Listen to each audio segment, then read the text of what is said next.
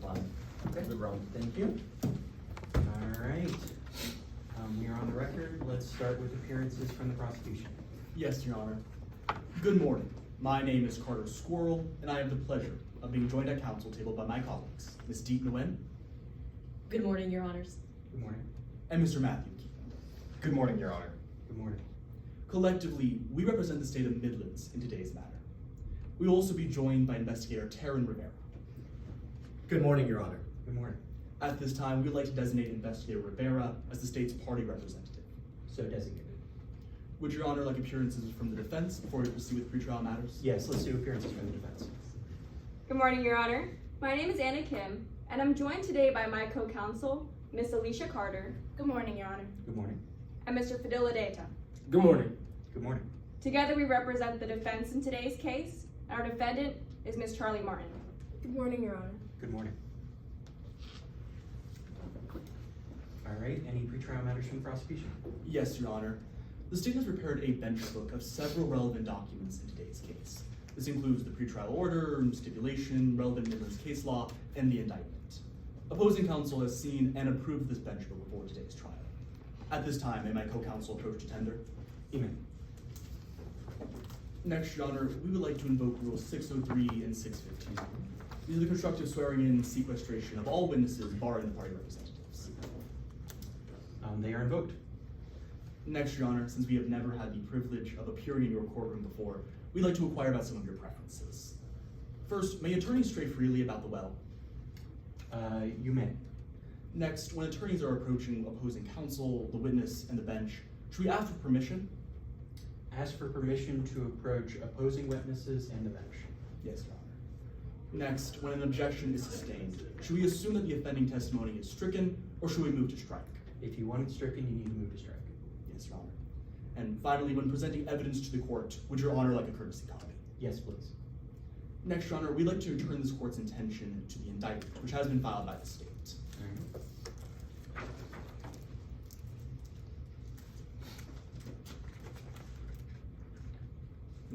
Are you there? Aye. Your Honor, today the state is charging the defendant, Charlie Martin, with the crime of manslaughter. This means that we must prove that the defendant recklessly caused the death of the decedent, Rob Armstrong. Next, we'd like to turn this court's attention to a pretrial matter that was made. One second. Is that your understanding as well, counsel? Yes, Your Honor. Okay. The pretrial matter will be under the blue tab on page 4, under section C. Stipulations, you said? The pretrial order, Your Honor. Pretrial order. Okay. Glad I asked. All right. You said C? Yes, section C, on page 4.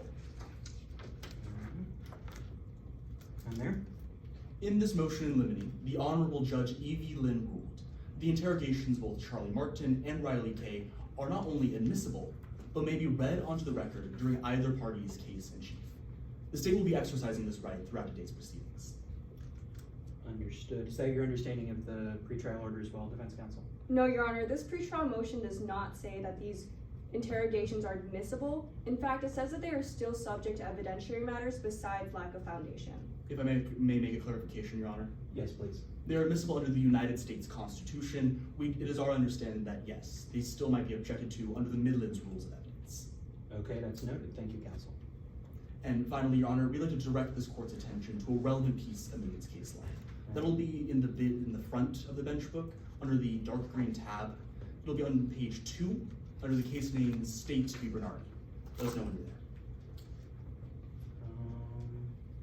Oops. You said okay.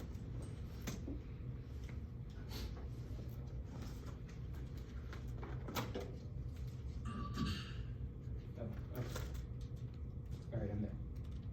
In Bernardi, the Midlands Supreme Court ruled that evidence of negligent or reckless acts of a third party are not admissible to determining whether or not the defendant manifested criminal culpability in a homicide trial. The only exception to this is if that evidence is used to rebut either mens rea or causation. However, the Supreme Court laid out the standard that there must be an explicit nexus between the actions of the third party and the defendant's own mindset, understanding, or circumstances that led to the victim's death. All right. Defense counsel, is that your understanding as well? It is, Your Honor. Okay.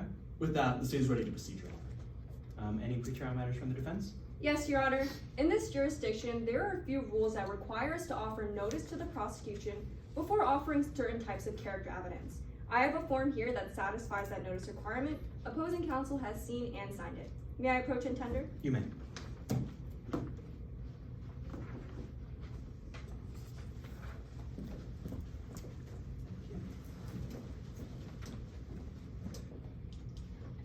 And with that, Your Honor, we're ready to move to opening statements. All right. Is the prosecution prepared for opening statements? Yes, Your Honor. You may proceed when ready.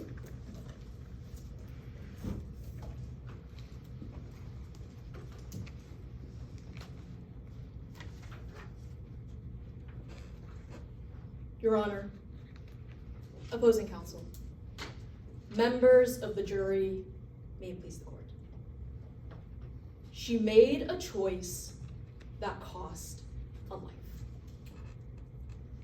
On the morning of April 6th, Rob Armstrong was competing on The Saboteurs, a survivor reality TV show filled with extreme challenges. Only hours later, his body was dragged from the final challenge, a lake that he had just dove 30 feet into. 30 feet underwater, Rob Armstrong depended on his diving mask for air, but instead, inside that diving mask, you'll learn, was a toxic bleach called oxalic acid. Rob Armstrong breathed in that toxic bleach, and even though medics did everything they could, no amount of CPR, no amount of help would ever bring him back. He died that day. Members of the jury, you'll learn that the person who put that toxic bleach inside of Mr. Armstrong's diving mask was the defendant, Charlie Martin. Now, this wasn't a mistake. It wasn't a tragic accident. It was a dangerous choice that the defendant made, filled with risks upon risks because she hated Rob Armstrong. And you'll learn that this hatred began 5 years ago, all the way back on the show's second season, where Rob Armstrong brutally humiliated and then eliminated the defendant from the show. So for 5 years, the name Rob Armstrong wasn't just the name of the defendant's biggest reality TV show rival, it was a reminder of failure, a reminder of the single most embarrassing moment of the defendant's life. So she made a choice that cost a life. And when you make the choice that costs a life in the state of Midlands, the law requires that you be held accountable. That's why we have charged the defendant with manslaughter. All that means is that we have to show you that the defendant ignored an extreme risk or danger and recklessly caused the death of Mr. Armstrong. And to prove that the defendant acted recklessly, we're going to show you 3 things. First, that the defendant knew the risks associated with oxalic acid. Second, that she ignored the risks and used oxalic acid anyways. And third, that Mr. Armstrong died as a result. We have to prove these things to you beyond a reasonable doubt. That's the burden we took on today, and we're confident we're going to meet this burden. And to prove that to you, we're going to walk you through the defendant's time on set, starting with Rowan Patel, the challenge designer for the Saboteurs. He's going to tell you how the defendant was obsessed. He's going to tell you that every single time he ran into the defendant was focused on revenge. But he's also going to tell you about the final challenge and the safety precautions surrounding the diving equipment.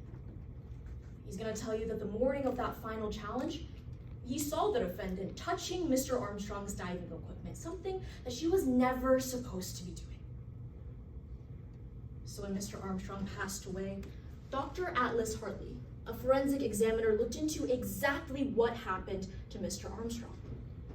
She'll tell you that she found that he died of oxalic acid poisoning, the oxalic acid the defendant put in that diving mask.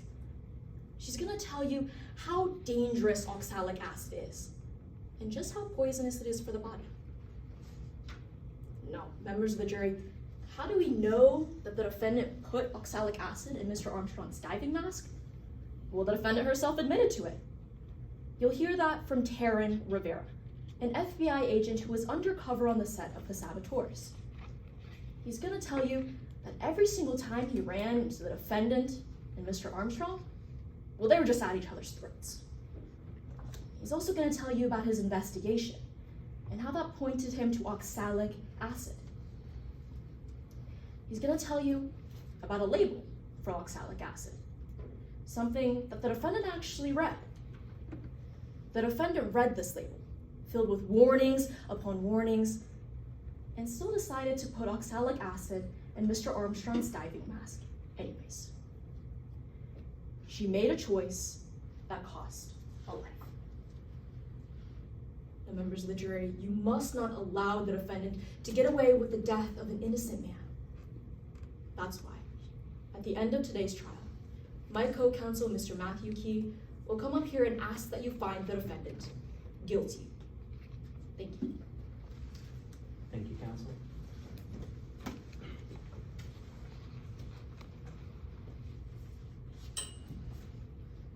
Is the defense prepared to give an opening statement? Yes, Your Honor.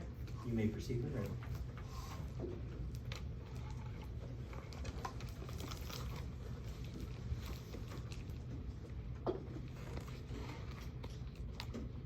May it please the court. Ms. Martin put her trust in the wrong people. And the state is putting the blame on the wrong person. Members of the jury, this is Charlie Martin. She's sitting here today because the state wants you to believe that she committed manslaughter. But let's make something clear. When the state decided to charge Ms. Martin, they got the story of Rob Armstrong's death all wrong. So now, let's get it right. It's April 6, 2025. Ms. Martin is a contestant on the show, The Saboteurs. Ms. Martin is playing to win. She's in the finale.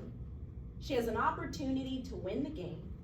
She thinks about it, weighs the pros and cons, does things to keep everyone safe. She takes her opportunity. That's it. It's that simple.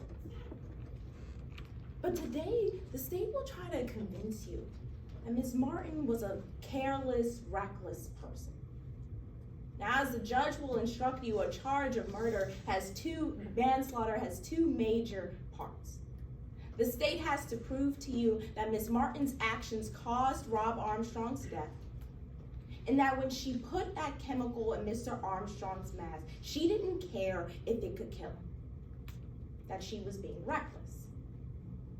But that second part, the part of what was going through Ms. Martin's mind when she put that chemical in that mask, that's the part you'll see that the state won't be able to prove today.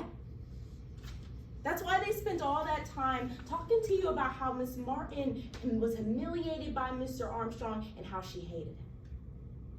But members of the jury, no matter how much they try to paint her out to be careless or reckless, you'll see that she's actually the opposite. You're gonna hear today that Ms. Martin actually asked the producers of that show if what she did was okay, and those producers told her yes. You'll hear that Ms. Martin walked up to the head producer of that show, a woman named Reese Crump, and said, "Hey, is it okay that I use this chemical to sabotage Rob?" And that producer told her yes. She assured Ms. Martin that everything was on set was fair game and that Rob Armstrong would be fine. Ms. Martin trusted Reese Crump. Trusted that she would do what she promised and Rob Armstrong would be safe. But members of the jury, we're here today because Ms. Martin trusted the wrong people. Rob Armstrong died as a result. And now the state is putting the blame on the wrong person. Because they chose to do that, they have to be able to prove it beyond a reasonable doubt. That's the highest burden in our legal system. It's a burden they won't meet today. To show you the reasonable doubt that still exists in this case, we're going to ask you to follow three simple questions. Who was making decisions on that show? what does the state's evidence actually prove? Why did the state blame Miss Martin anyways? So let's start with that first question, who was making decisions on the show? You're gonna hear a lot about the head producer of that show, Reese Crump. You'll hear that she was the person calling the shots on that show. You'll hear from a journalist who was on set that season, Miss Taylor John. She'll tell you that if Reese Crump wanted something to happen, it was going to happen. So what does the state's evidence actually prove? You'll hear today from a forensic pathologist, Dr. Gray Marlowe. Dr. Marlowe reviewed all of the same evidence that the state's medical examiner did, but he found something that ruins the state's theory of what was going on in Miss Martin's mind when she did that sabotage. He'll tell you that he found no evidence that Mr. Armstrong inhaled more than 1 gram of that acid. It will be made clear that that acid may have been the reason Mr. Armstrong died, but it was not the amount that a person would use if they were trying to be reckless.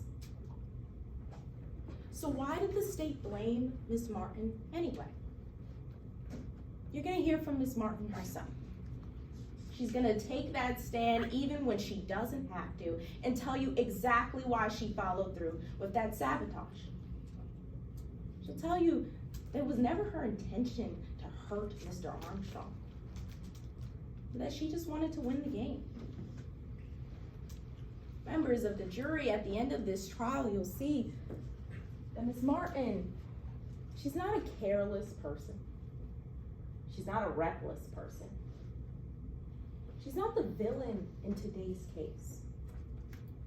She's someone who put her trust in the wrong people, and the state is putting the blame on the wrong person. That's why at the end of this trial, we'll ask that you find Miss Martin not guilty.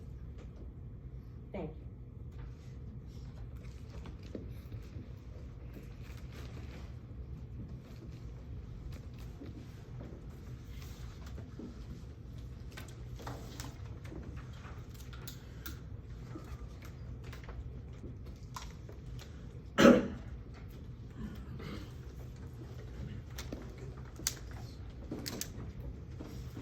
Is the prosecution clerk calling the first witness? Yes, Your Honor. At this time, the state calls Mr. Rowan Patel to the stand. Mr. Patel.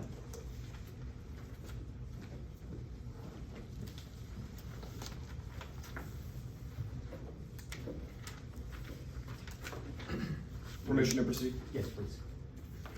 Good morning. Can you please introduce yourself? Good morning. My name is Rowan Patel. And what do you do for work, Mr. Patel? I was the head challenge designer for a reality TV show called The Saboteurs. That meant I got to draw up and build all the challenge sets for the show. And how did you become the challenge designer for a reality TV show? Well, it's a funny story, actually. I came from Germany when I was 18 to go to school for film. And when I was applying for jobs, I learned about The Saboteurs. And it is just like my favorite show as a child. Ich bin ein Star, holt mich ihr raus. And that is when I knew I had to apply. Well, Mr. Patel, for those of us who aren't as familiar with German TV, can you explain to us what The Saboteurs is? Well, everybody should watch Ich bin ein Star, holt mich ihr raus. But it is a little bit like Survivor. You start with a group of people on an island, and they compete in challenges that I designed to get each other eliminated. But what makes the Saboteurs unique is a secret team within the show called the Saboteurs. And what are saboteurs? Well, they are 3 contestants, and their job is to do sabotages. That means doing things that slow the other competitors down during the challenges. Are you still working on this show? No. I was let go, along with everybody else. The Saboteurs was cancelled after one of the contestants, Rob Armstrong, he passed away during the final challenge. Mr. Patel, I'd like to talk about the events leading up to Mr. Armstrong's death. Can you start by telling us how he got on the show in the first place? Right. Season 10 was the all-star season. So that meant the production brought back past contestants to compete again. We were really excited, actually. Bringing back Charlie Martin and Rob Armstrong was a big deal for the show. Mr. Patel, you just mentioned the defendant's name. Can you point them out in today's courtroom? Yeah, she is sitting right there in the gray sweater. Your Honor, let the record reflect that the witness has correctly identified the defendant. The record so shall reflect. Now, why was bringing back the defendant and Mr. Armstrong such a big deal for this season? Well, we are talking about the greatest rivalry in reality TV history. When Rob betrayed Charlie on season 2, it became like an all-time classic moment. We thought bringing them back for season 10 was a great idea, especially because this time Charlie Martin was going to be a saboteur on the secret team. It made for great TV. She had the perfect opportunity to get revenge on Rob. Did the defendant ever talk about getting that revenge with you? Objection, Your Honor, under Rule 403, more prejudicial than probative. May I be heard? You may. Your Honor, today the state has charged Ms. Martin with manslaughter. That means that their burden is that they have to prove she had a reckless disregard for the value of human life. Talking about testimony of Ms. Martin wanting revenge against Rob Armstrong, that doesn't do anything to that burden. It's only being used to prejudice the jury against Ms. Martin, because that's not something they have to prove today. Response? If I may, Your Honor? Yes, please. This is absolutely probative in understanding the facts of today's case. This goes directly towards the motive of Ms. Martin in doing the action that caused the death of Mr. Armstrong. This is not misleading or prejudicial in any way, and Mr. Patel's testimony is adding to that probative value of today. May I respond to that, Your Honor? You may. Your Honor, they don't have to prove that motive. All they have to prove is that Ms. Martin made a reckless action. They don't have to prove that she wanted to kill Mr. Armstrong or that she had intentions to kill him, because that's not their burden. They charged Ms. Martin with manslaughter, not murder. Any testimony about her wanting to get revenge or hating Mr. Armstrong would just be used to prejudice the jury against her. Why does that go towards your burden, counsel? Your Honor, motive is always relevant in understanding why the defendant took a particular action. For us to lay this onto the record is probative in understanding why the defendant took a certain action. In this case, the charge of manslaughter, in order to understand the reason why the defendant had put that oxalic acid in Mr. Armstrong's mask, having the background understanding of the relationship that the defendant had with Mr. Armstrong is very probative, and the jury must hear this in order to understand that background, Your Honor. Brief response to that, Your Honor? Very briefly. Your Honor, Mr. Patel cannot testify to the motivations as to why Ms. Martin put the chemical in the mask or did the sabotage, because he's not Ms. Martin. If they want to talk about the actions Ms. Martin did, that would be appropriate and that would be used to prove recklessness. Anything outside of that would not be supporting their burden. All right. Response to that. It sounds. Are you changing the grounds to speculation there, counsel? And no, Your Honor, it's still 403 prejudicial to the testimony that Mr. Patel said. The speculation was in response to opposing counsel's previous objection response. Okay. Brief response to that, counsel? Yes, Your Honor. Mr. Patel is testifying exactly to conversations that he was having with the defendant. These give some level of insight into what Ms. Martin was thinking when she was on the show. This goes directly to that probative value of understanding why the defendant may have taken a particular action, and for that probative value, it's not being outweighed by any prejudicial value under Rule 403, Your Honor. All right. The objection's well taken, but I'm going to overrule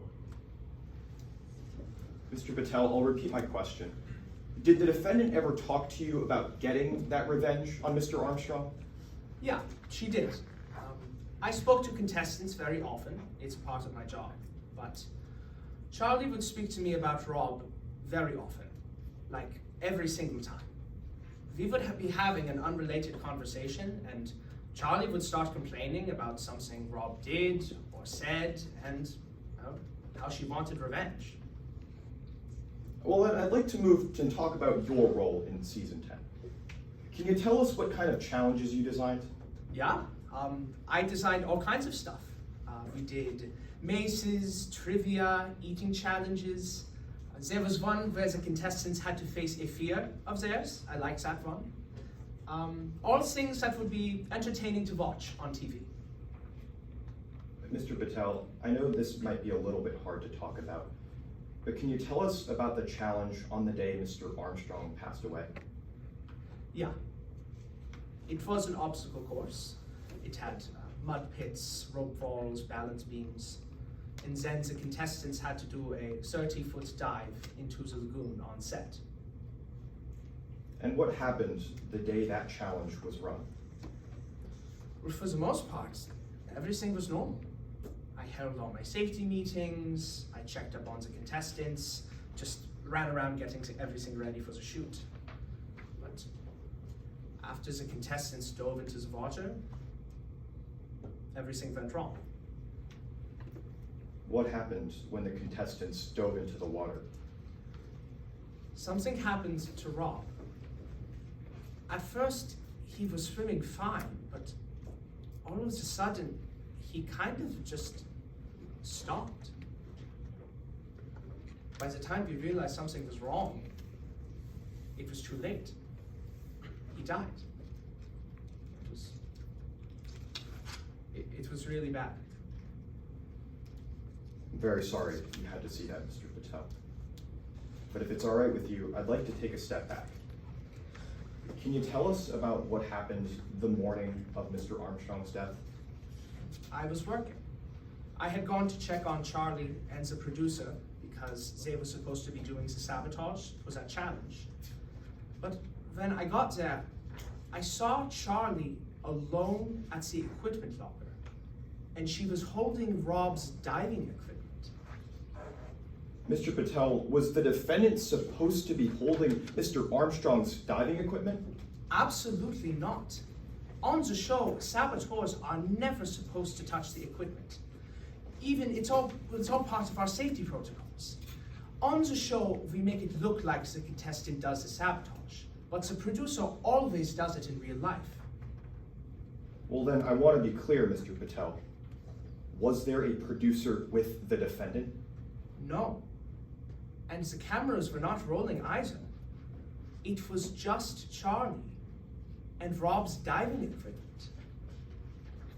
Thank you, Mr. Patel. I have no further questions at this time.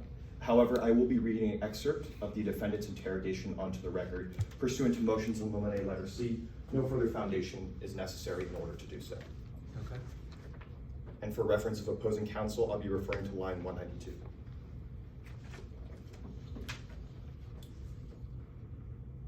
The officer starts by asking, so you admit it then? You gave this oxalic acid to Rob Armstrong? The defendant responds, yes, I did. The officer then asks, when did you do it? And the defendant responds, before the challenge on episode 9, I put it in Rob's diving mask. Nothing further, Your Honor.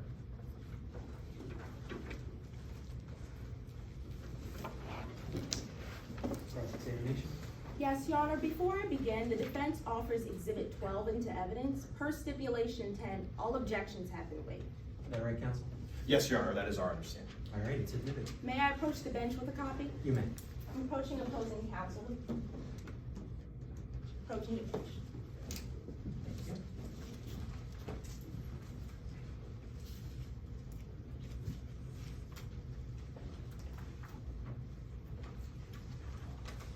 Good morning, Mr. Patel. Good morning. Let's start off by talking about some things you just talked about on direct examination. Sure, I am happy to. You told us that you're the challenge designer for the saboteurs. Yes, that's right, I was. It's your job to construct the challenges the contestants competed in. Yeah. When you're constructing challenges, you make them so that they're safe for people, right? Absolutely. We took safety very seriously on the show. You just told us earlier that you actually saw Miss Martin touching challenge equipment. Yeah, I did. The morning before the final challenge. You said you saw her holding up Rob Armstrong's diving mask. I said diving equipment. You said you saw her holding up Rob Armstrong's diving equipment. Yeah, that is what I said. You said contestants are never supposed to touch anyone else's equipment. Well, no. When we are doing a sabotage, the producer is always supposed to do it for them, even if we make it look a little differently on TV. Mr. Patel, when you saw Miss Martin touching that equipment, you didn't say anything to her, did you? No, because I figured that maybe Riley was around, the producer she was with, and yeah, it was okay. Sir, you never told any other producers on that show that you saw Miss Martin touching equipment. But to be honest with you, at the time, I didn't think much of it. You never told her to put that down, you're not supposed to touch it. No, When you looked at Miss Martin, she didn't look like she was trying to hide anything. no, she didn't. She didn't ask you to leave. No, She didn't ask you anything, did she? no. Then let's move on and talk about the things you said on direct examination about Miss Martin. You Yeah. said that she was humiliated by Mr. Armstrong in a past season. Yeah, she was. That was season 2. You talked about how she told you she wanted revenge against Mr. Armstrong. She and I would talk very frequently, and yeah, she would mention it a lot, actually. She never told you she was gonna do anything to hurt Mr. Armstrong. She never mentioned any specifics, only that she wanted revenge. She never told you that she was going to make sure he didn't finish a challenge. No, she never said that. Well, then let's talk about why you're here testifying against Miss Martin today. You used to have the greatest job in the world.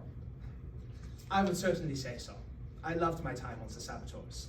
That's right, that greatest job was being the challenge designer for the Saboteurs. Yeah, That was your dream job. it was. You lost your dream job after the show ended. I did. The show ended because Mr. Armstrong died. Yeah, After you lost your dream job, you've been living off of your savings, isn't that right? that is true. I've been taking some time off to myself. You believe you're about a month away from becoming homeless? Yeah, I am actually going to take that opportunity to move back to Germany. I haven't seen my family in a while. I think it will be good for me. Ever since you lost your dream job, you haven't been able to find another job since. No, like I said, I've been taking some time for myself. So you're aware that you're testifying against Miss Martin in a criminal trial. Yeah, You believe that if Miss Martin gets convicted, you might be able to get yourself another job, don't you? it's entirely possible. I don't really know. No further questions. Redirect. No, Your Honor, I just ask that the witness be excused. You may step down. Thank you.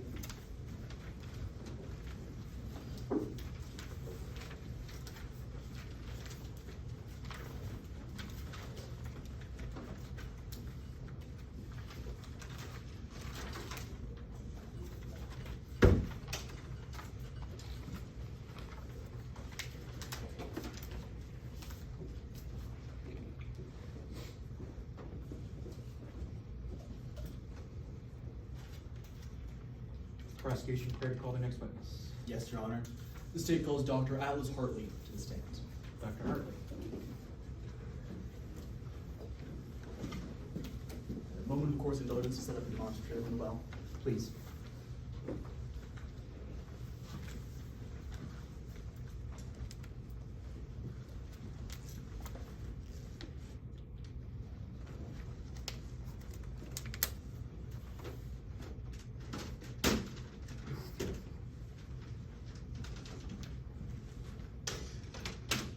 And defense counsel, you may move as needed to see the demonstrative when it's set.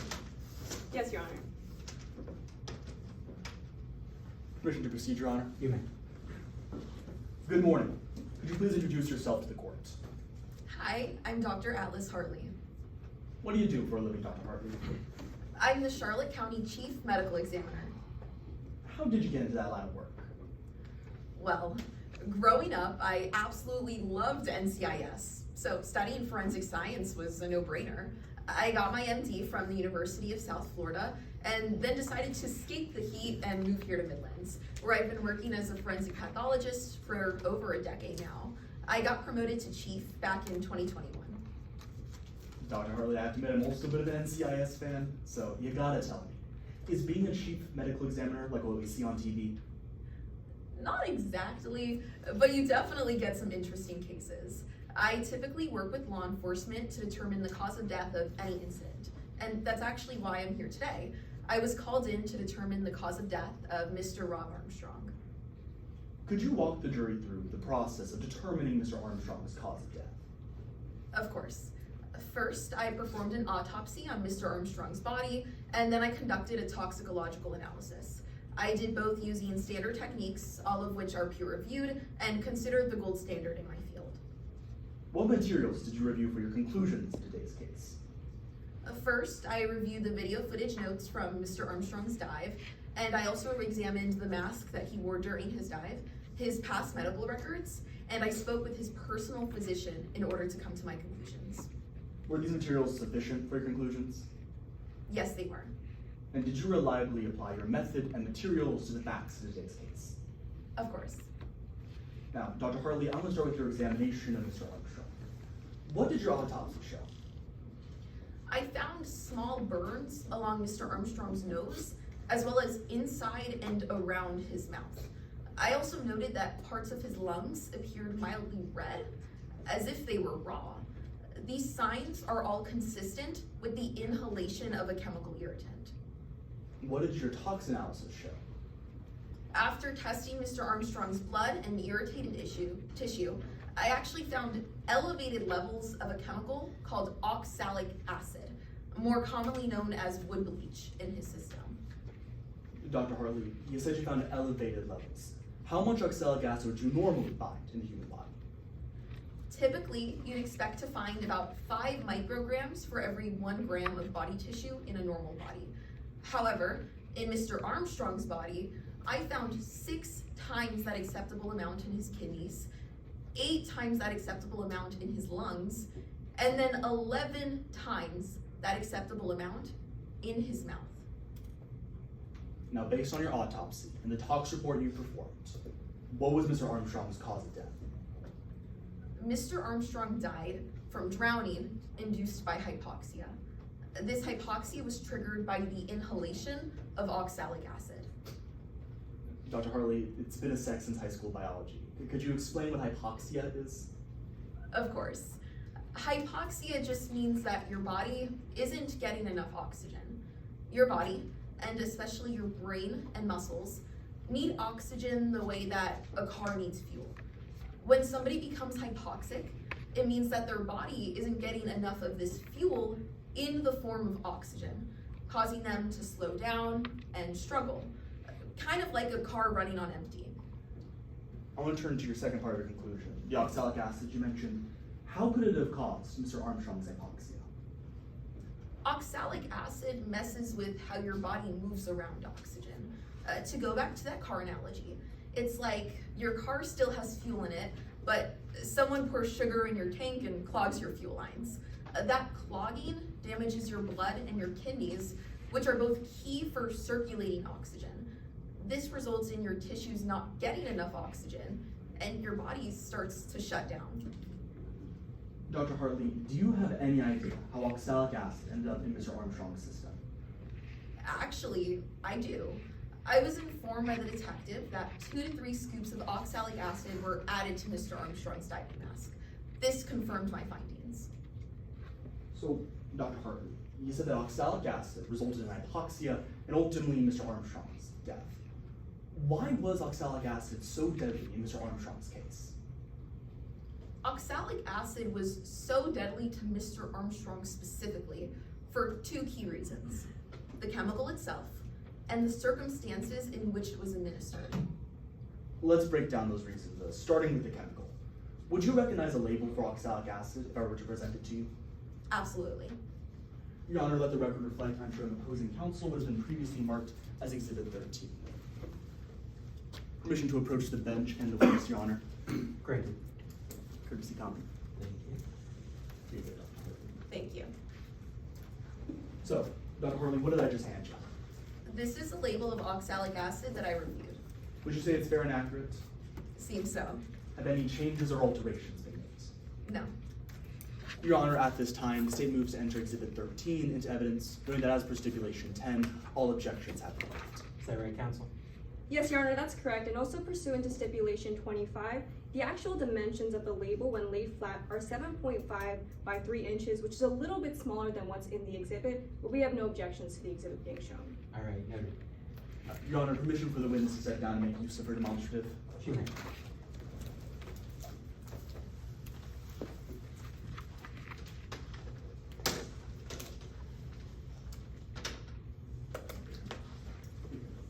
Thank you.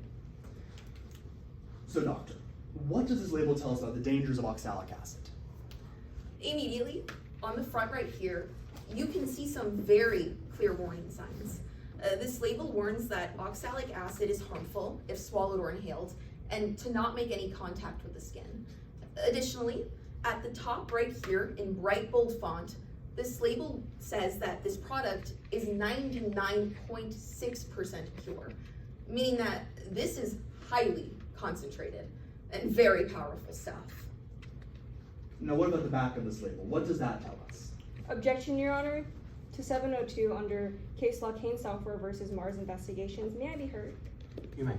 What this case law states is that an expert in this trial cannot trial by ambush, meaning they can't bring up a conclusion that they didn't previously state in their report. What opposing counsel said on the stand just now is that 99.9% is a high concentration. Your Honor, in today's case, when we're talking about the concentration of oxalic acid and the amount that's used, that is a very important fact in today's case. However, within Dr. Hartley's expert report, she did not classify 99.6% to be a high concentration in today's case. And Your Honor, the reason why this is not just an underlying fact that she doesn't have to disclose in her report is because in today's case, when we're talking about the concentration and we're talking about the amount, that's an extremely important fact to include. A response, Your Honor? Yes, please. Your Honor, the fact that 99.6% pure is a high concentration is most definitely an underlying fact. 99.6% pure means that there's only 0.4% impurities. Any reasonable person could tell you that is a high concentration. It doesn't take a medical degree to tell you that when it's almost 100%, that it's highly concentrated. Therefore, this is most definitely an underlying fact. Underlying fact to what conclusion, counsel? Underlying fact to the fact that oxalic acid is, at least this form of oxalic acid, is highly pure and concentrated because it is so close to 100%. Okay. Your Honor, may I be heard on that? You may. That conclusion that 99.6% of oxalic acid is a high concentration is not contained anywhere in this doctor's expert report. In addition, Your Honor, opposing counsel said that a reasonable person would find that this is a high concentration. Your Honor, we don't even believe that a reasonable person would know what a concentration is without the expertise that this doctor has. And if I may proffer, Your Honor? You may. You're going to hear today that Ms. Martin did not believe that this label told her what a high concentration is. This label says may be fatal in high concentrations in small font on the second page. However, it does not say what a high concentration is. And for this doctor to put on the record that their conclusion is that 99.6% was a high concentration without having previously disclosed that in their report is not admissible under this case law. Brief response, Your Honor. Yes, please. Your Honor, any reasonable person can determine the definition of certain words. For example, the word concentration just means the amount of something in a certain space. In this case, for every 1 unit of oxalic acid, there is 99.6% of it is oxalic acid, 0.4% is impurities. That's just the definition of concentration, and any reasonable person could determine that. And also, any reasonable person could determine 99.6% pure is a high concentration. It is only 4/100th of a 100%. This is simply a reasonable conclusion that even the members of the jury could make. So, counsel, are you saying that this isn't necessary because it's not an expert conclusion, or are you saying that it was an expert conclusion and included in a report? Your Honor, we're saying that the underlying fact can be reasonably determined by any person, and this underlying fact eventually goes to Dr. Hartley's ultimate opinion about the causation of Mr. Armstrong's death. So effectively, we're saying that yes, this goes to her opinion, but at the same time, the simple fact that this is a high concentration, any reasonable person can determine. Okay, I'm going to overrule the objection. I'll re-ask the question, Dr. Hartley. What does the back of this label say about oxalic acid? The back of this label goes into more detail, discussing the risk of choking or lung injury if inhaled.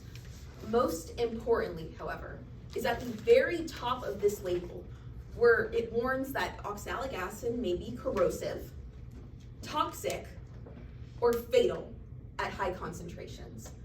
It is also very clear that this product should never be used in confined spaces.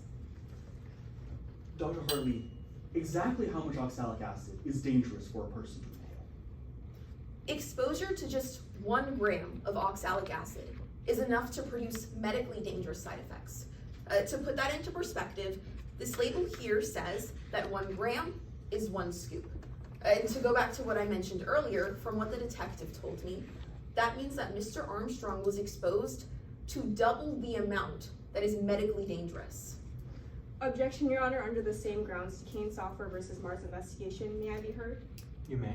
The testimony that's on the record today is that the detective in today's case told Dr. Hartley that 2 to 3 scoops of oxalic acid were used. However, if I may proffer, You may. we're going to hear from the defendant today that she can't remember if those scoops were full scoops or partial scoops. And because this doctor does not know whether they are full scoops or partial scoops, she can't testify that the exact amount that was in the mask that Rob Armstrong wore was more or less than 1 gram using that evidence. Response, Your Honor. Proceed. Your Honor, Dr. Hartley was not only under the impression that it was 2 to 3 scoops, and this directly shows that that would be 2 to 3 grams, but also, if we may proffer, You may. the defendant's own interrogation will show that she says for certain she put a full scoop in and then 2 more slightly smaller scoops. Those are almost exactly her words. Therefore, it can be assumed that it is roughly double or roughly 2 scoops of oxalic acid that were added. This is well within the doctor's conclusion to make that Mr. Armstrong was exposed to roughly double the amount of oxalic acid that is medically dangerous. Your Honor, may I be heard on that? Very briefly. Your Honor, that would be okay if this was a conclusion that Dr. Hartley included in her report, but she did not say in her report that 2 scoops were used. What she says is that the amount that was in Rob Armstrong's body could have been somewhere from 1 to 2 to 2.1 grams of oxalic acid. She does not definitely say that it was 2 grams of oxalic acid that was used by Miss Martin. And because of that, she can't testify to it because that is not what's in her report. A brief response, Your Honor. Yes. Your Honor, this is not a trial by ambush. The fact that Dr. Hartley knows that 2 to 3 scoops were added to the mask was within her affidavit, which was disclosed to opposing counsel. Meaning combining both her report and her affidavit, it shows that these information was exposed to Dr. Hartley, and it goes to her conclusions in today's case. This can't be a trial by ambush if opposing counsel was informed. Agreed. The objection's overruled. This sounds like something that should be covered on cross-examination. Yes, Your Honor. Were you able to finish, Dr. Hartley? Yes, I was. You may be seated.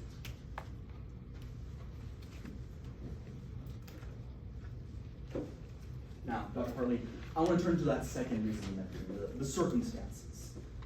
Why were the circumstances surrounding Mr. Armstrong's death so deadly? The most notable aspect was the placement of oxalic acid in Mr. Armstrong's diving mask. Where was that oxalic acid placed? I tested his diving mask and found traces of oxalic acid in the mouthpiece and in the nose pocket.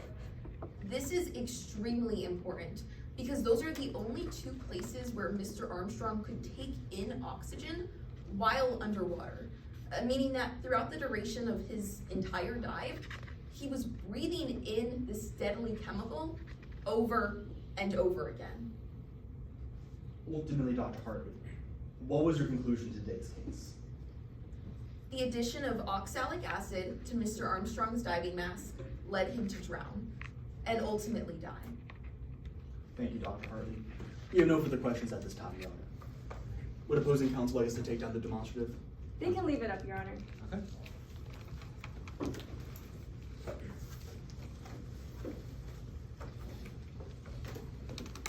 Cross-examination.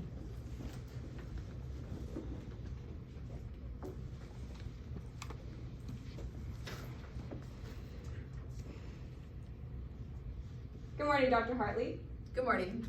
I want to start by talking about what the state's evidence, what your evidence in today's case actually proves, all right? Sounds good. Dr. Hartley, this label, it tells you how to kill somebody with oxalic acid, right? Not necessarily. This label warns how much oxalic acid is dangerous and how exactly it is dangerous. Well, Dr. Hartley, you'd agree with me that right here it says may be fatal at high concentrations. Yes. But you'd also agree it doesn't tell you what a high concentration is, right? Not explicitly, but it does show that this oxalic acid is 99.6% pure. And it's just common sense that that's a pretty high concentration. Well, doctor, I understand that you're saying it's common sense, but this label does not say that 99.6% is a high concentration, right? Not explicitly, but I don't think it needs to. I believe this label is very clear in communicating the warnings of oxalic acid.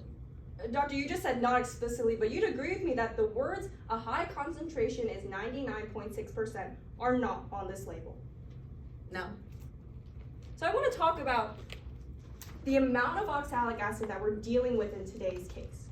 Because earlier you told us that you were told that 2 to 3 scoops of oxalic acid were used by the investigator, right? That's what the investigator told you? Yes.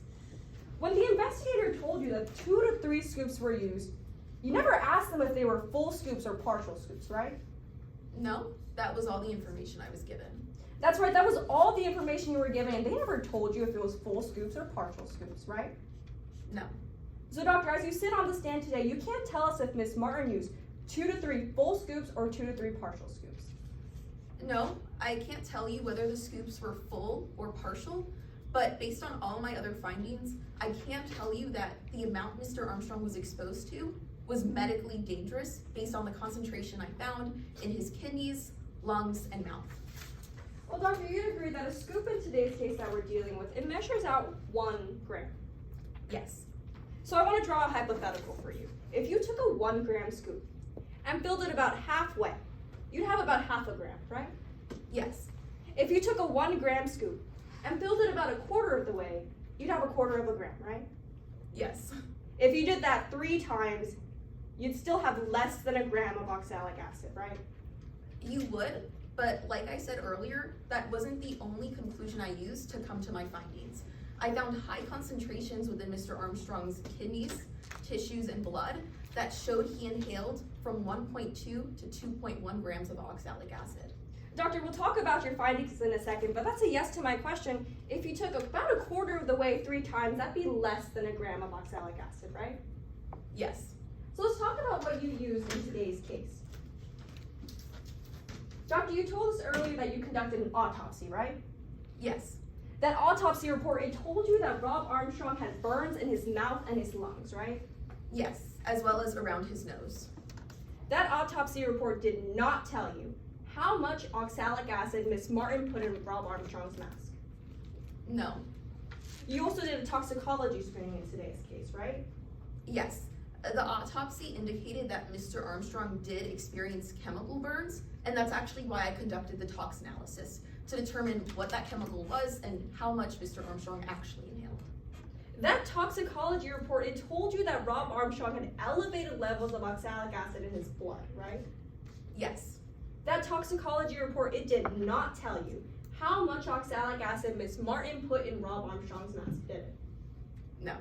You also looked at some video footage in today's case, right? Yes, I did. You looked at the video footage of Rob Armstrong's dive. Yes. You didn't look at any other video footage from that day, did you?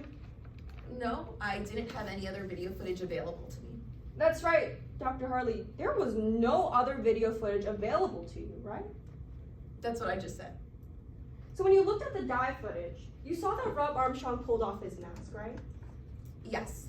Mr. Armstrong pulled off his mask and then coughed for about 10 to 15 seconds and then put it back on again. That video footage, it told you when Rob Armstrong inhaled the oxalic acid. Not necessarily. When he coughed, one could assume that he inhaled it, but because he put that mask on, it means that he was inhaling oxalic acid throughout the rest of his dive because there was oxalic acid within that mask. Doctor, you said you could assume, but it's true, it's your conclusion today that that is the moment when he first inhaled the oxalic acid. Yes. That video footage, it did not tell you how much oxalic acid Miss Martin put in Rob Armstrong's mask. No. So I want to talk about your process in today's case and how quickly you went through this investigation. Because you told us today that you were called in to investigate this case, right? Yes. The person who called you was the governor. Yes. You know that this case involved a major media company? Yeah, and that's why I assumed he called me. I'm the chief medical examiner of the county, so I was assuming he wanted the best of the best. In fact, you'd agree it was a high-profile case. Yes. Rob Armstrong died on April 6th, right? Yes, ma'am. You got to the scene on April 6th. Yes. You did the autopsy on April 8th. Mhm. Just one day later on April 9th, that's when you completed your final report with all of your conclusions, right? Yes. So let's walk through what you did on each of those days. On April 6th, you went to the set of The Saboteurs and you talked to one of the producers on set, right? Yes, briefly. The producer you spoke to, her name was Riley Kay. Yes. You noticed that she was in police custody? Yes. It was just 2 hours after Rob Armstrong had died, right? Yes, ma'am. Dr. Harley, you were never introduced to somebody named Reese Crump, isn't that right? No, I didn't really see anyone else on set, so the only person I had talked to was Riley Kay. Because you were never introduced to somebody named Reese Crump, you weren't able to ask them any questions, right? No, like I said, the only person I spoke to was Riley Kay. Dr. Harley, if somebody named Reese Crump had told Miss Martin that it was okay to put oxalic acid in Rob Armstrong's mask, you wouldn't know. I guess not. Thank you. Your Honor, I have nothing further. Redirect. No redirect, Your Honor. We simply ask that Dr. Hartley be allowed to step down. You may sit down. Thank you.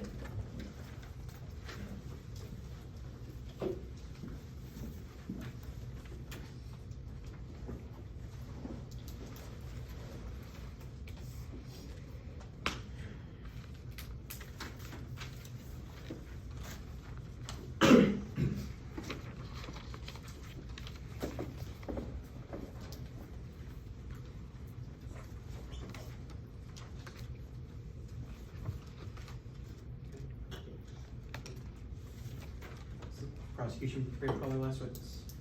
Yes, Your Honor. The prosecution calls Taryn Rivera to the stand.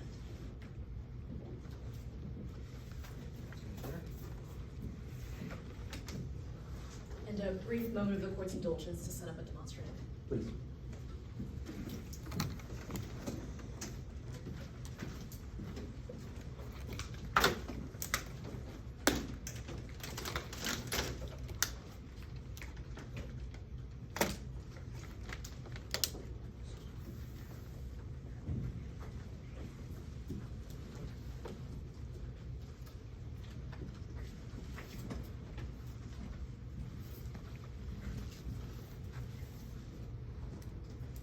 Permission to proceed? You may. Good morning. Could you please introduce yourself to the court? Good morning. My name is Taryn Rivera. Could you tell the members of the jury about your professional experience? Started out as a small-time prosecutor, but I made my big break after working on the O.J. Simpson case. After that, I was pulled up to be an agent for the FBI, and I did that for about a decade. Most recently, I've been assigned to the Federal Trade Commission for about 2 years now. How are you involved in today's case? I was initially undercover on the set of The Saboteurs to investigate game show rigging for the FTC. I then led the investigation of Mr. Armstrong's death. How did you end up leading the investigation? Given my experience being behind the scenes during filming, I naturally transitioned into spearheading the investigation. And what materials did you review over the course of your investigation? I reviewed a whole lot of evidence, but to make things a bit simpler, I like to categorize evidence into actions and interactions. What do those actions and interactions mean? In any investigation, you're trying to piece together what the suspect did and what happened leading up to it. I've actually brought along a chart to help outline that process. Permission for the witness to step down and make use of the demonstrative? You may. Defense counsel, you may. Now, Agent Rivera, I'm going to start with this first that you have here. What action did you observe in your investigation? The morning of the final challenge, I saw Miss Martin holding Mr. Armstrong's diving mask. Then, she was doing something with it for about 2 minutes. Do you know what the defendant was doing with Mr. Armstrong's diving mask? At the time, I didn't really know what she was doing. This is similar to what Mr. Patella testified to earlier today, which makes sense. I saw him in the distance that day. Through her interrogation, however, I was able to clearly understand what had happened. Would you recognize a copy of that interrogation if I were to show it to you? Yes, I would. I'm approaching opposing counsel with what has been previously marked as Exhibit 7. Permission to approach the bench for a courtesy copy? Granted. And here you are. Now, could you tell us exactly where the defendant talks about interacting with Mr. Armstrong's diving mask? Sure. If I could turn everyone's attention to page 5. Objection, Your Honor. This document's not in evidence yet. Before the witness testifies to the contents of the document, we just ask that opposing counsel attempt to move the document in. Response? Yes, we're happy to move that document into evidence, which we'd like to do right now. Okay, any objection? Yes, Your Honor. There are a couple objections to hearsay to the statements from the police officers.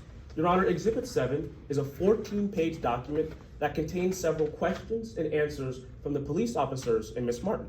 We have no issue with the statements from Ms. Martin, as they're the state's party opponent, but we do take issue with several statements from the police officers.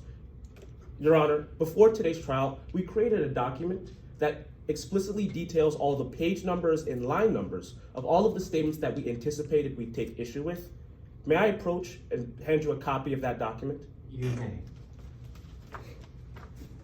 And do you have a copy for opposing counsel? Yes, Your Honor. Prior to today's trial, we actually had an opportunity to meet and confer with opposing counsel, and we handed them a copy of this document, and we also agreed to constructively redact some of those statements already. So anything you see in that document, Your Honor, with a highlight on it, those are the statements that are still in contention now. Anything without a highlight, we've already agreed to constructively redact. Is that right, counsel? Yes, Your Honor. The statements that we're referring to right now, though, have not been agreed to constructively redact. Okay, so I'm seeing, oh my, about 10 that are still in contention. Is that right, counsel? Yes, Your Honor. The majority of this document is still in contention. These were just the statements that opposing counsel has brought to us before trial that they had an issue with. Okay.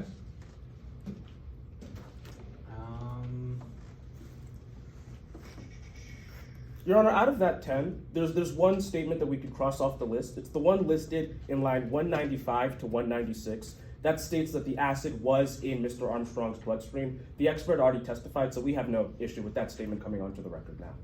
Okay, so that one's out. Any others that we can knock out, counsel? I believe that's it, Your Honor. The rest are still in contention. All right, counsel? Yes, Your Honor. The statements that we're going to be referring to are on page 5. But before that, we'd like to make an argument for the entirety of the officer's statements within this document, if I may be heard. Okay. Yes, Your Honor. We're not concerned about the truth value of the officer's statements.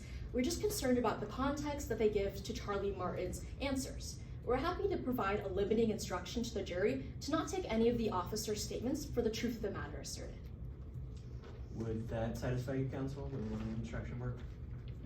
If we can go through all 9 of these statements and say that this jury should not take any of them for the truth of the matter asserted and only for the responses given by Ms. Martin, that would be fine with us. Brief response, Your Honor. Go ahead. Yes, instead of the 9 responses that opposing counsel has listed for you, we'd rather that we look at all of the statements of the officers and just admit all of them all constructively. Sorry, admit them constructively. What do you mean? Admit them under that limiting instruction, Your Honor. Oh, okay. All right. Does that work with you, counsel? Yes, Your Honor. If she says all of the statements, that includes the 9 that we had issue with, so we're fine with the limiting instruction. Okay.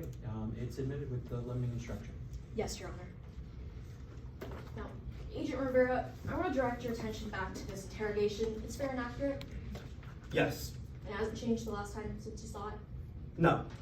So, where in this interrogation does the defendant talk about what they did with Mr. Armstrong's mask? So if I could turn everyone's attention to page 5, line 199, the officer asked Miss Martin, so you admit it then? You gave this oxalic acid to Rob Armstrong. Miss Martin then replies, yes, I did. The officer then asks, when did you do it? And Miss Martin replies, before the challenge on episode 9. I put it in Rob's diving mask.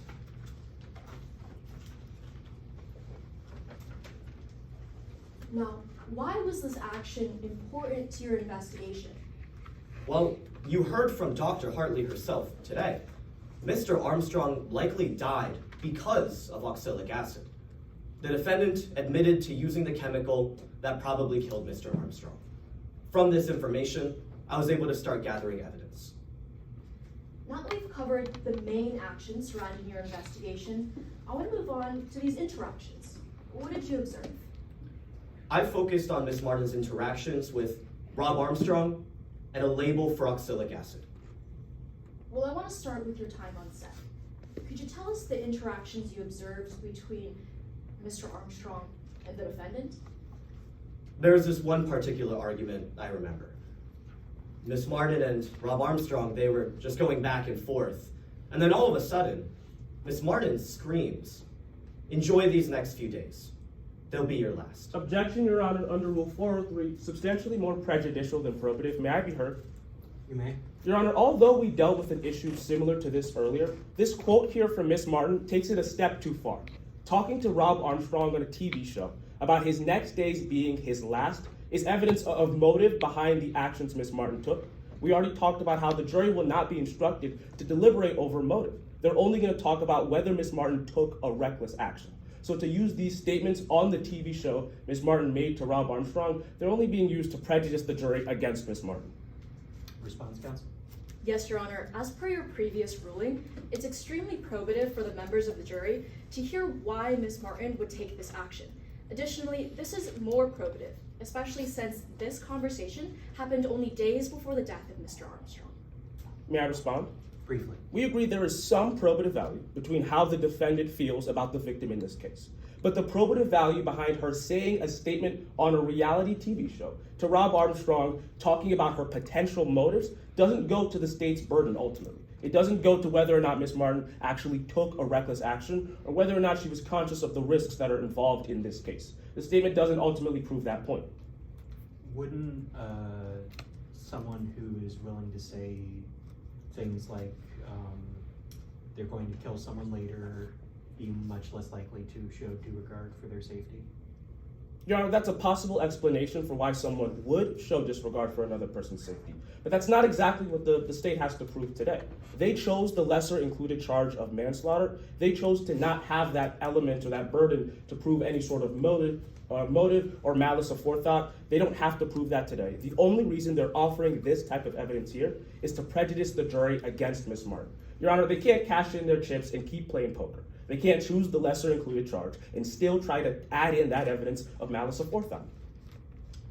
Counsel, what element of manslaughter does this go through? Yes, Your Honor. This goes towards the reckless intention of the defendant. For this statement to come out only days before the defendant took the reckless act, it's extremely probative for the jury to hear this, to understand the action surrounding it. Additionally, for something to be more misleading or prejudicial than it is probative, it has to be extremely more prejudicial, and we don't believe that this meets that bar, Your Honor. May I respond? No, I've heard enough. I'm going to overrule the objection, but it's well taken. Yes, Your Honor. Now, Agent Rivera, did the defendant say anything else to Mr. Armstrong? Yes.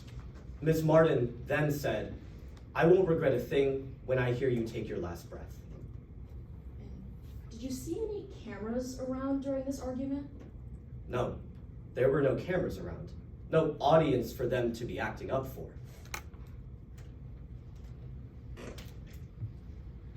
Well, now that we've covered your time on set, I want to look at this next interaction you have. What did you look at?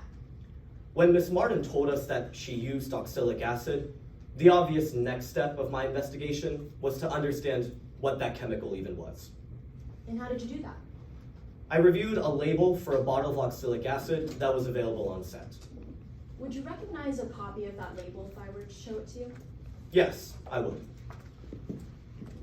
I'm approaching opposing counsel with what has been previously marked as Exhibit 13, and I believe Your Honor already has a copy. Now, Agent Rivera, what have I just handed you? This is that label for a bottle of oxalic acid that I mentioned earlier. Now, what does this label say? This label generally outlines all of the hazards of coming into contact with oxalic acid. Dr. Hartley already mentioned some of them today, but just to reiterate, this label notes that oxalic acid is corrosive, Toxic. Objection, Your Honor, under Rule 403, needlessly cumulative. May I be heard? You may. Your Honor, before the witness started listing off things from the document, he said it just to reiterate. He is literally just repeating the testimony that both him and the members of the jury heard today. He's not applying any sort of scientific application to it. He's reiterating the words on the label that's in evidence and the words that the expert already testified to. It's needlessly cumulative. Counsel. Yes, Your Honor. For Agent Rivera to list out the things that is on this label is extremely probative, since it's important to understand what Agent Rivera was looking at and reviewing and which prompted his investigation. This is not something that is extremely more prejudicial or cumulative and against the probative value, Your Honor. May I respond? Hang on. How is it not cumulative? Didn't we hear from the expert?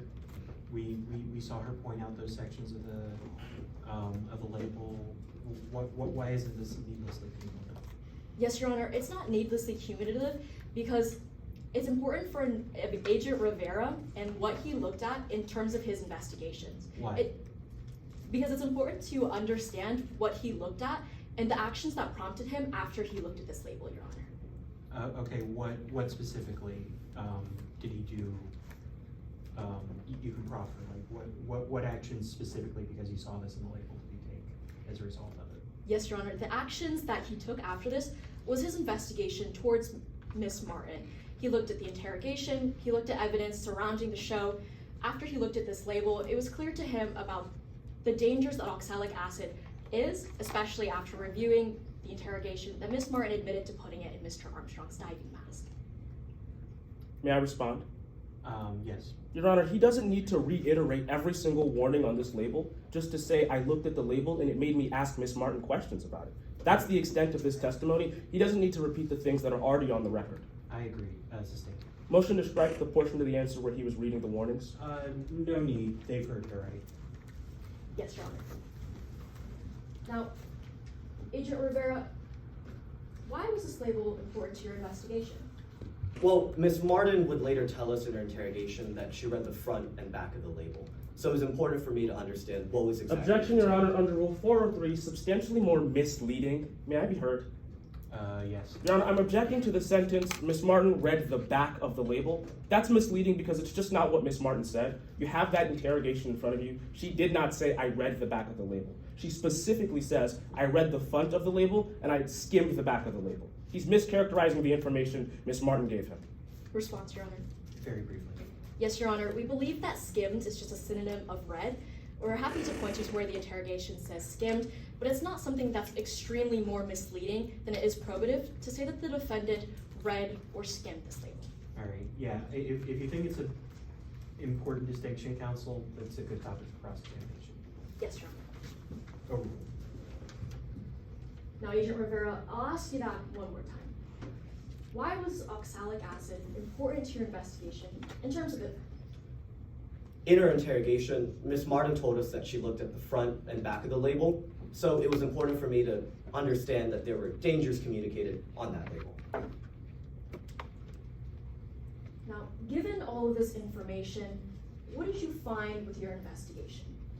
Well, through her interrogation, if I could turn everyone's attention this time to page 7, starting on lines 260, 264. Ms. Martin notes that, apologies, starting on line 274, Ms. Martin says that she read the front of the label, which notes that there's a big warning about it. She also told us that she looked at the back of the label, which again says that oxalic acid is harmful.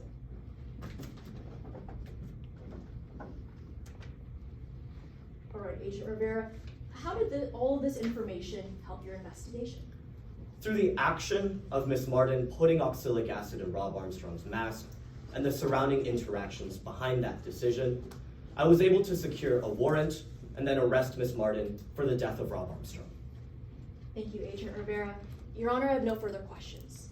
And would opposing counsel like the demonstrative to be left up, or shall I take it down? Could they take it down, please?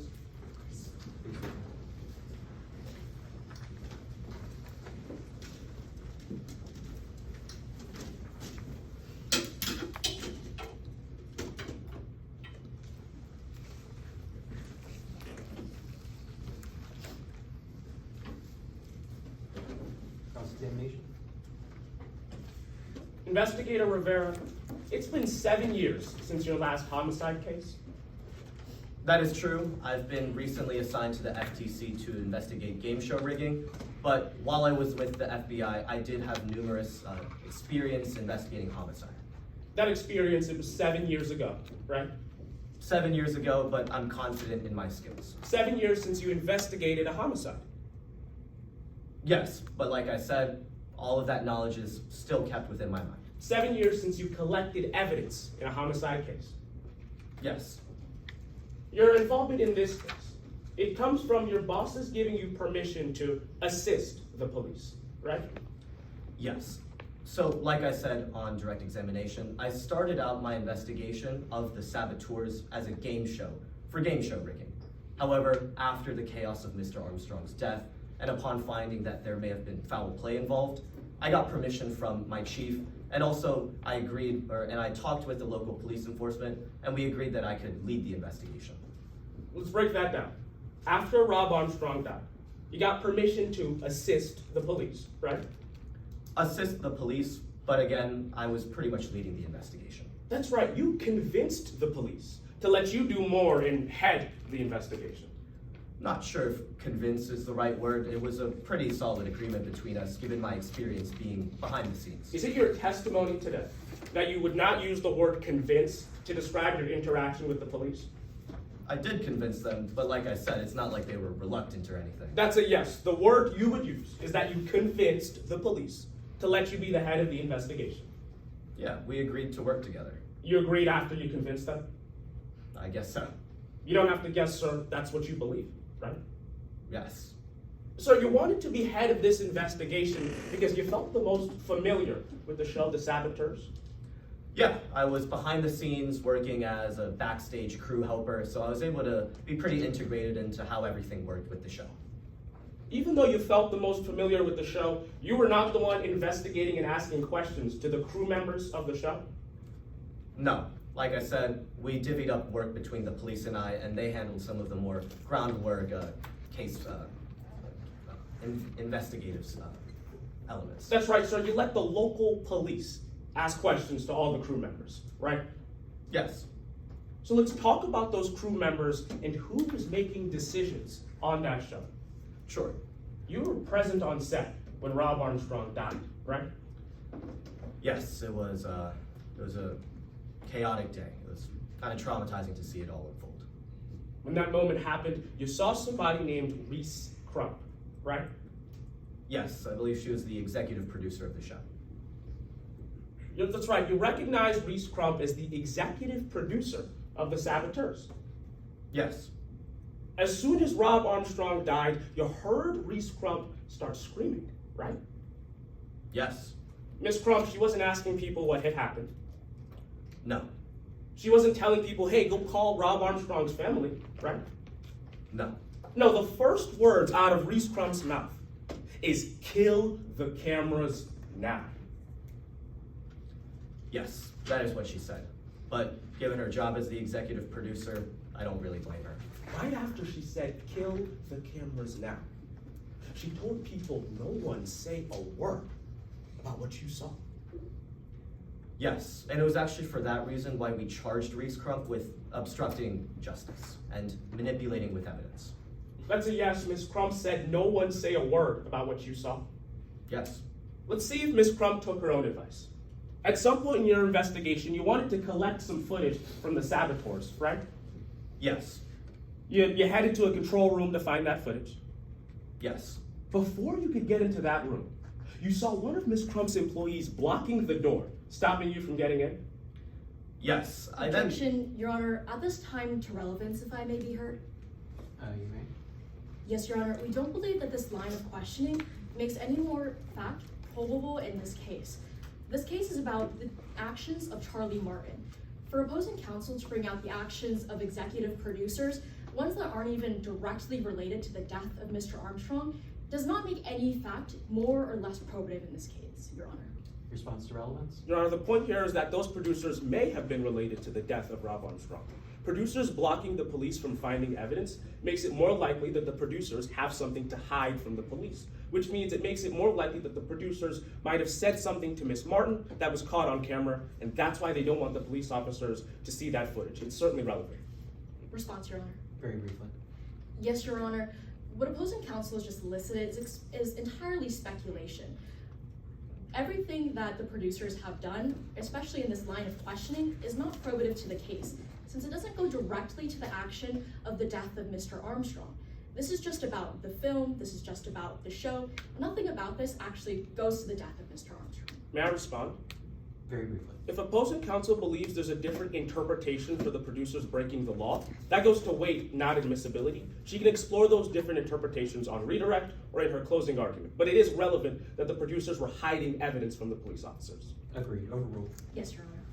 So you see Reese Crump's employee blocking the door, stopping you from getting in. Yes, specifically it was Riley Kay, a different producer. I then told her that I was working with law enforcement and that I had to get into that control room. What you had to do was get officers to physically move that employee out of the way. Yes, we arrested her for, again, interfering with an ongoing investigation. After you got into that control room, you saw Reese Crump standing in front of a computer. Yes, The computer, it said factory reset complete. yes, You later learned that video footage in this case was deleted. unfortunately, yes. The evidence you were looking for was gone. I wouldn't necessarily say it was the evidence I was looking for, but it was evidence and unfortunately we couldn't have access to it. The evidence was gone. Fortunately, yeah. So let's talk about how you responded once evidence was gone. You'd agree with me, in an investigation, it's important to be thorough, right? Yes, It's important to collect as much information as you can. up to a certain point. Obviously, we don't need to know what people were wearing on the day that an investigation happened, but all of the relevant pieces of information I did collect. When you're working through an investigation, it's important to be guided by facts, true? Yes, but also in any type of investigation, sometimes you get suspicions before facts, and you have to investigate leads. But it is important to be guided by facts, right? That is one element of the investigative process, certainly. So after you lost that evidence, you actually pull in Reese Crump's employee for an interrogation, right? Yes, I was present for the interrogation of Riley Kay. The person asking that employee questions, they don't ask a single question about what was on that deleted footage. No. They don't ask Ms. K who were the cameramen operating the cameras that day. Do that? Objection, Your Honor. At this time, to best evidence, if I may be heard. Okay. Yes, Your Honor. The interrogation of Riley Kay is actually an exhibit that's available in today's case. For opposing counsel to be eliciting information that would be relevant to this exhibit requires the exhibit to actually be into evidence at this time, Your Honor. Counsel? May I respond? Yes. Your Honor, we're asking this witness about his recollection of the events and the things he did in his investigation. The questions I've asked so far are about things that the investigators refrained from asking of. I'm not quoting any specific moments from within that exhibit. So if I'm just asking him about his recollection of what happened, we don't need to enter the exhibit. Was he there? Yes, Your Honor, he said he was present in the room when it happened. Okay, sorry, I forgot. Are you contesting that, counsel? We're not contesting at this time, but it's extremely important for the members of the jury to see this document and to see it in its entirety, to be able to identify for themselves if this line of questioning is probative or valuable. May I respond? Are you raising a best evidence objection or a 106 objection? A best evidence objection, Your Honor. Okay, on best evidence, I'm going to overrule. Yes, Your Honor. So during that interview, the person asking questions, they do not ask what was on that deleted footage. No. They do not ask who was the cameraman recording the day Rob Armstrong died. No. So after the interview with the employee, you eventually pull in Miss Martin for an interview, right? Yes. You're present for that one too, aren't you? Yes. In that interview, they don't ask Miss Martin what was on the deleted footage. Do they? No, but I'm not really sure if Miss Martin would know what was on that deleted footage. You're saying you're not sure, sir. That's because they didn't ask, right? No. You didn't ask Miss Martin, hey, do you know of any deleted footage from the saboteurs? No, we didn't ask about this deleted footage because at that point when we had interviewed Miss Martin, we had started compiling initial evidence investigating foul play, not game show rigging. It's true, you actually started believing there was foul play involved right after the footage was deleted. True? It was after receiving Dr. Hartley's report that there may have been poisoning involved that I suspected foul play. You believe there was foul play after you saw Reese Crump deleting footage. That's true?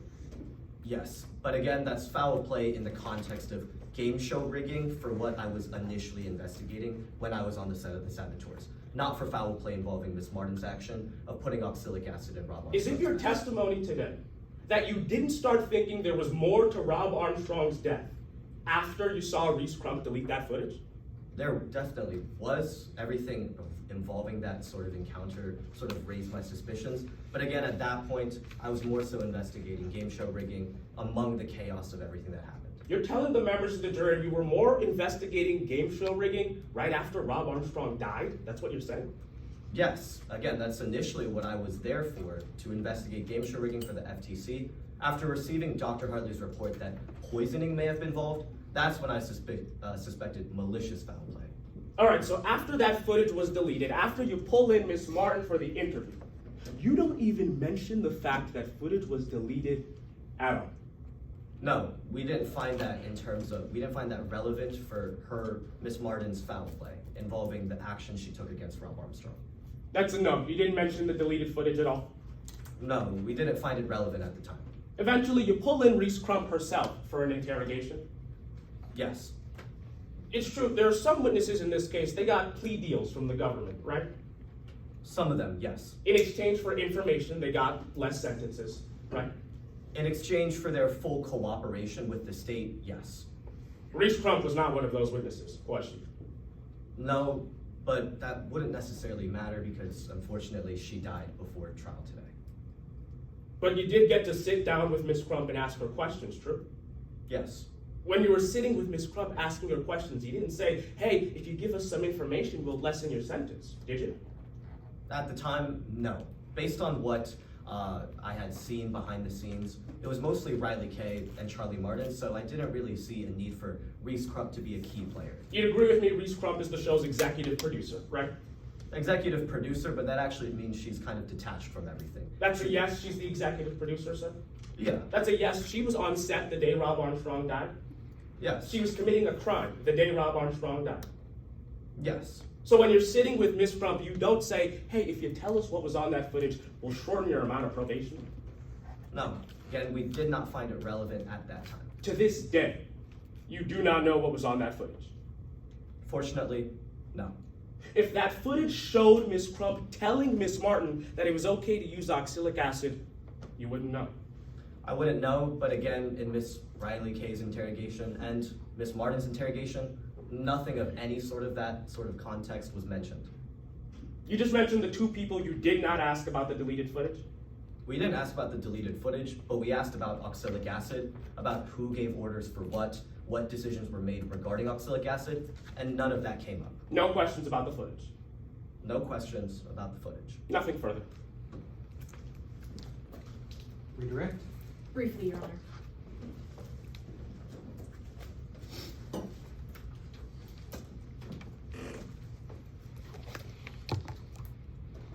If I may just inquire on a quick time check. 2 minutes. Permission to proceed? You may. Agent Rivera, throughout your entire investigation, did you find any evidence linking the producers to oxalic acid? No. When we interrogated Miss Martin, we asked her about oxalic acid, and she made it clear that that was her decision to make. In fact, she noted that when Riley Kay actually stepped away, she saw the mask and she decided to make her decision to put that oxalic acid then and there. No mention of if she had approval or anything like that. Thank you, Agent Rivera. I have no further questions, Your Honor. I just ask that my witness be excused. Any recross? There's no recross. You may step down. Anything else from the prosecution?